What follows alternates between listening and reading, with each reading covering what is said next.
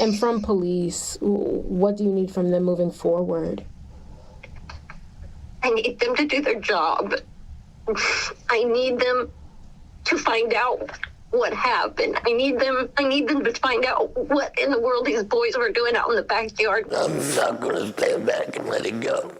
I will go until the day I die to get this figured out, what's going on. My gosh, you guys, it's just so heartbreaking for me to see and hear these parents. But I do want to let you know we have some bombshell information coming in. Welcome back to Kari Moody channel. I appreciate you being here. Let's jump right into this.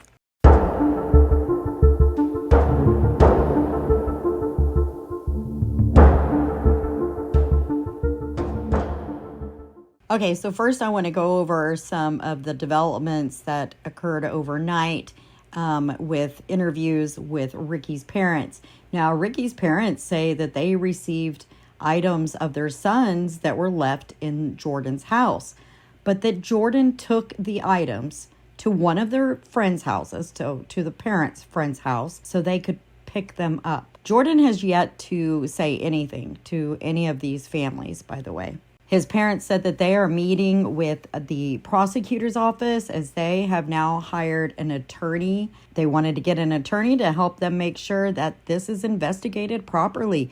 As you heard his dad say earlier, he's not letting this go. None of these families are letting this go. Ricky's stepmom and his father also questioned why Jordan ignored everyone until the police showed up. And I've brought that up a couple times before.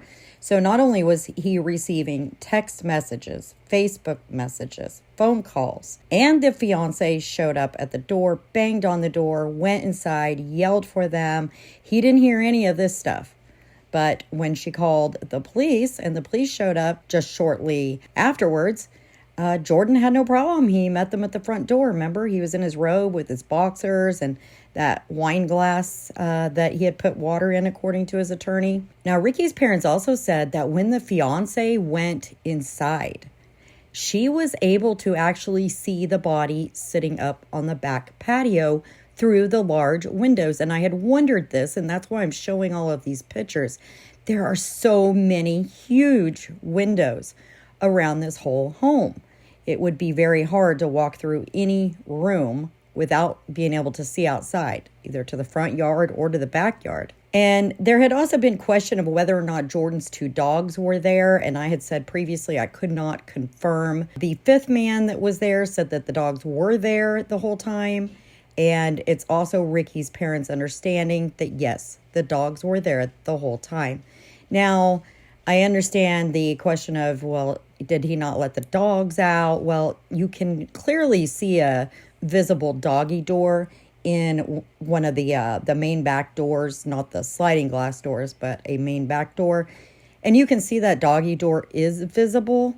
But gosh, I almost hate to say this. Did the dogs go in and out to the backyard? Did they not do anything? I know it's a okay, I don't want to think about that, but I think you understand what I'm trying to say. Also, Ricky's stepmother says that she has had to initiate all contact with the police department, and that when she does call, they act very irritated by her calls. Law enforcement hasn't come by to visit the families, offer them any kind of grievance counseling, not being treated as victims, nothing at all.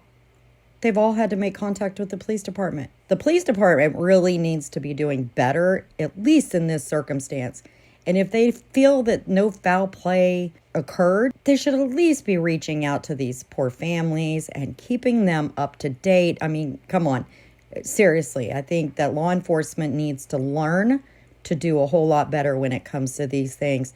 Families need to be kept updated. The amount of horror that they are going through every single minute and second of their day right now and for the past 3.5 weeks has had to be pure torture. And law enforcement certainly is not helping any. Now, remember also that police immediately said that they were only doing a death investigation on each of the men, and they did immediately rule out foul play, which also is kind of interesting. How did they rule out foul play so quickly? I mean, they put handcuffs on Jordan but then they took them off just shortly later. The place was never a crime scene. They didn't take in the belongings for evidence, nothing like that. Did law enforcement drop the ball? You guys take a listen to this interview that Chris Cuomo did with Ricky Johnson's father and his stepmother. And once that is over, we are going to get to the absolute bombshell of news. Take a listen. There's new information from the parents of one of the men who died at that house, Ricky Johnson. Let's bring in Ricky Johnson's father, Ricky Johnson Sr., and Linda Johnson, Ricky Johnson's stepmom. Mr. Johnson, thank you for joining us again. And Linda, thank you for making the time to do this. How are you two doing? How are you doing, Linda? We're doing okay.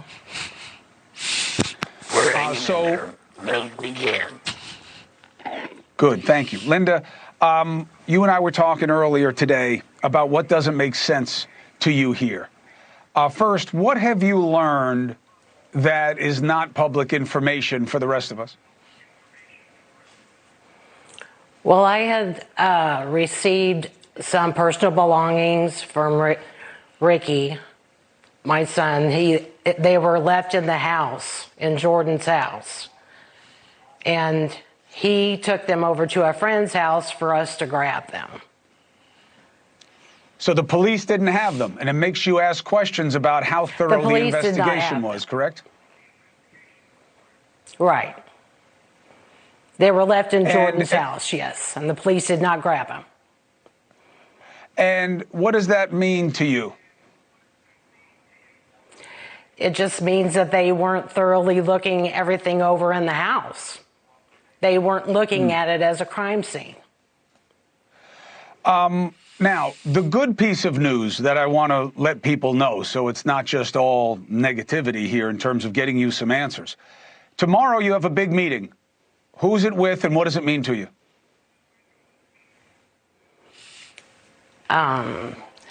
Officials at the Platte County prosecuting attorney of Platte County. But that's a different police department. Right, Ricky, but that's a different police department than the one that was initially investigating the case. Why the switch? What do you know about it? We know nothing. I probably think that my attorney has stepped in and said some things to try to help them investigate it. So they have moved it to Platte County, my understanding. And Platte County is the local police, so maybe at least you'll start to get some information about what's happening. This bothers you, Linda, the idea of the responsiveness of Jordan Willis, right? Because you had people banging on his door, nothing happened, and the part that bothers you is that something changed when police showed up, Linda. What changed? I don't know what changed. I don't know why he would hear the police and not hear the people that had been there just prior. It's like he's acting. He's just trying to seem like I didn't hear anything before this, and now that the police are here, I suddenly hear everything that's going on. Somebody was so worried about what had happened when they couldn't find their loved one that they went into the house, never encountered Jordan Willis. But you say that from their perspective, they saw out on the back patio, from the room where the guys were supposedly hanging out and the couch where supposedly Jordan Willis may or may not have fallen asleep, they could see one of the men in a chair on the patio. Is that right? That's my understanding, yes. She saw that house right away, or she saw that body out on the back patio right away because it was sitting up. It was not laying down on the ground. And it obviously raised your concern about how could this time go by and their friend not notice them out there. Absolutely, yeah. Yeah, 2 days with cars parked out front. When you got big dogs that you let in and out of the house to go to the restroom, how could you not to see what was out there. I understand the suspicion. I don't understand the situation with the dogs, Linda. I've heard one dog. I've heard two dogs. I've heard they were home. I've heard they weren't home. What have you guys heard? I've heard the two dogs were home. And that's why, Ricky Sr., you're saying... So if he had the dogs, either he didn't let them out, which would mean that house would be a mess after 2 days, or he was letting them out. And how do you explain that? That's what I'm trying to figure out, yeah. I believe he knew Linda, it. He was trying to cover everything up. Well, but then, Linda, it takes us to another obvious Yes. situation. If this is all so obvious and curious, you know, the story doesn't make sense, you must know something more. The police don't seem to share the curiosity that this play happened here. What do you make of their assessment?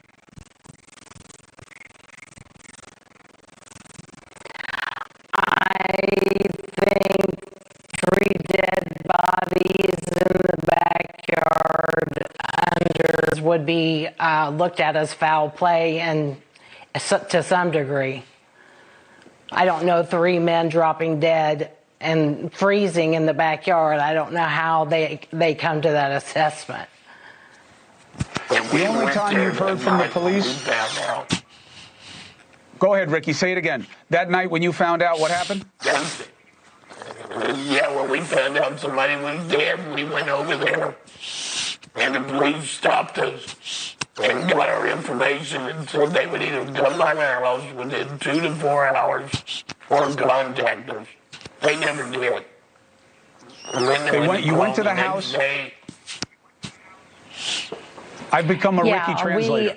You went to the police and they said, we'll get... They never did, no.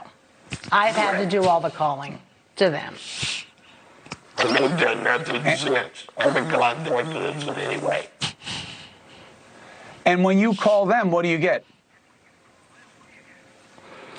I kind of get an irritated voice that says that this is an ongoing investigation and they can't tell me anything.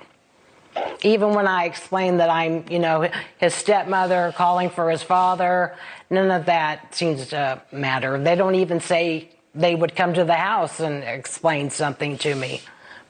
There's just no It's an contact. ongoing investigation, but the place where it happened has not been made a crime scene. That's correct. Right. That's the reason I'm hired the top lawyer here in Kansas City. Right. I know you got your own counsel because you want to make sure that you're motivating the system to do the right thing as much as possible. I get it. I do apologize for that little bit of a fumble there on the video. That came from the original recording. There wasn't anything I could do about it, so I do apologize. All right, let's get to the bombshell news, and you let me know, does this change your mind about the whole situation? Jordan has checked into rehab. You heard that right. Jordan has checked himself into rehab. According to Fox News, the Kansas City Chiefs fan who said he slept for 2 days as his 3 friends froze to death in his backyard has checked into rehab. Jordan Willis, 38, is facing his addiction head on, a source close to the family told Fox News Digital, calling the deaths of his friends an enormous wake-up call. If you've watched my previous videos on this, you'll know that from the get-go, my thought has been that this was very much accidental, most likely a fentanyl overdose that they did not know was whatever they might have been doing that may have been laced with fentanyl. And I absolutely have not blamed Jordan at all. But now finding out that he checked into rehab right away after he moved out, does that change your mind? Does that change what your theory of this whole situation is? Let me know in the comments below. If you've not yet liked this video, please do give it a thumbs up. Don't forget to subscribe. I will close watch on this story, you guys. And until next time, stay safe. Bye-bye.